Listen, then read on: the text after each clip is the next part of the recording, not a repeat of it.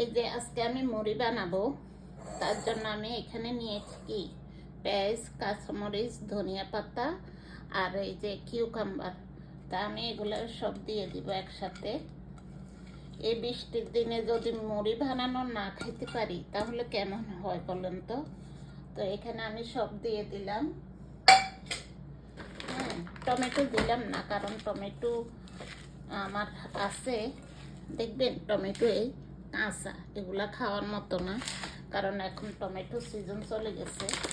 তা আমি এখানে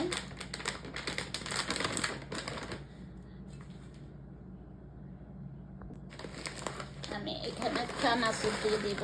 চানাচুর না হলে কি জমে বলেন? এই যে চানাচুর দিয়ে দিলাম। তো এগুলাকে আমি এখন সরিষার তেল দিয়ে একটু লবণ দিব, লবণ দিয়ে মাখবো। সামান্য একটু দিব, বেশি দিব না।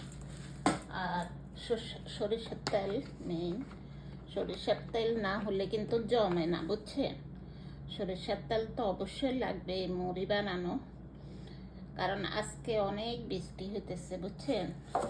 অনেক বৃষ্টি বাইরে, মানে বলার বাইরে। ঠান্ডাও অনেক ঠান্ডা, তো সেই জন্য ভাবলাম একটু মুড়ি বানাই। মুড়ি বানাই, আপনাদের সাথে একটু শেয়ার করি। এখন আমি মুড়িগুলা দিয়ে দিব। শুধু আমার জন্য না, আমরা 4 জনে খাবো। আমরা 4 জন ঘরে আছি, তো সেই জন্য আমরা 4 জনের জন্য আমি মুড়িগুলা বানাইতেছি।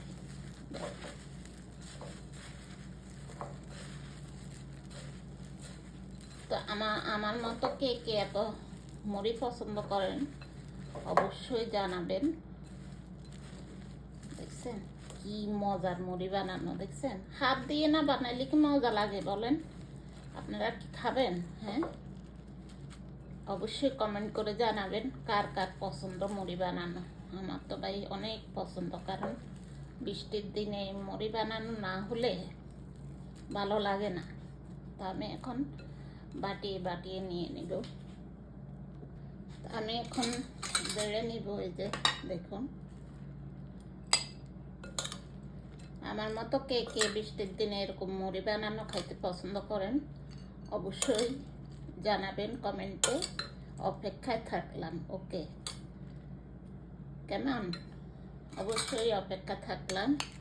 এই যে দেখুন কত ইয়ামি, দেখছেন? এভাবে করে আপনারা অবশ্যই মুড়ি বানানো খাবেন। টমেটো দিলে আরও ভালো লাগতো, কিন্তু টমেটো আমার আছে প্রয়োজন করা, এবং ওই যে দেখালাম কাঁচা টমেটো আছে, ওগুলা দেওয়া যাবে না। তো সবাই ভালো থাকবেন, সুস্থ থাকবেন ইনশাল্লাহ। মুড়ি বানানো খেয়ে নি মজা করে। সবার সাথে আবার আরেকটা ভিডিও নিয়ে চলে আসবো। সে পর্যন্ত ভালো থাকবেন। আল্লাহ হাফেজ।